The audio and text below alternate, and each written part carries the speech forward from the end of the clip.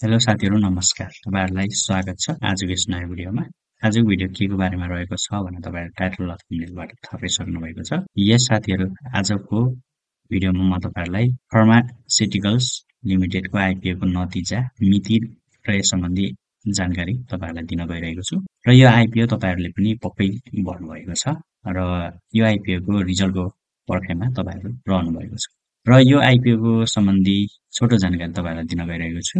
र यो आइपिओ यही फागुन महिनाको 27 गतेदेखि चैतको 3 गतेसम्म यसको अवधि रहेको थियो र यसमा कम्पनीले 14,76,021 सेयरहरू सर्वसाधारणका लागि जारी गरेको थियो, जसको प्रति सेयर मूल्य रु 100 रहेको थियो। र यो सेयरमा कति जनाले आवेदन गरे र कति जनालाई सेयर पर्छ त्यो सम्बन्धी जानकारी दिन गइरहेको छु। यस आइपिओमा कुल 16,05,000 आवेदन परेको जानकारी प्राप्त भएको छ र 16 गुणा ओभर सब्सक्राइब बनाएको छ। नेपालमा आइपिओ बाँडफाँडको नियम अनुसार प्रत्येक योग्य आवेदकलाई न्यूनतम 10 इकाइ सेयर प्रदान गरिन्छ।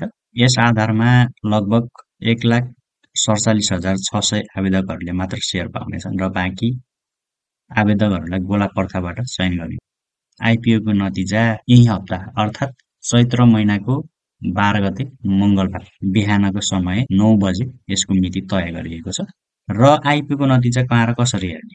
आइपिओ को नतिजा तपाईहरुले मेरो शेयरको आधिकारिक वेबसाइट merosharecdsc.com.np बाट तपाईहरुले सजिलैसँग हेर्न सक्नुहुनेछ। तसर्थ आइपिओ नतिजा चाँडै नै प्रकाशित हुने भएको छ र नतिजा हेर्नको लागि तपाईहरुले मैले अघि चाहिँ भनिसकेको छु, मेरो शेयरको आधिकारिक वेबसाइटमा गएर तपाईहरुले त्यसमा आफ्नो बिओआइडी र त्यस्तै गरेर क्याप्चा राखी तपाईहरुले आफ्नो शेयर चाहिँ हेर्न सक्नुहुनेछ।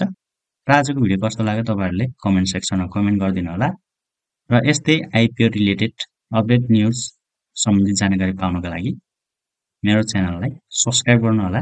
Thanks for watching.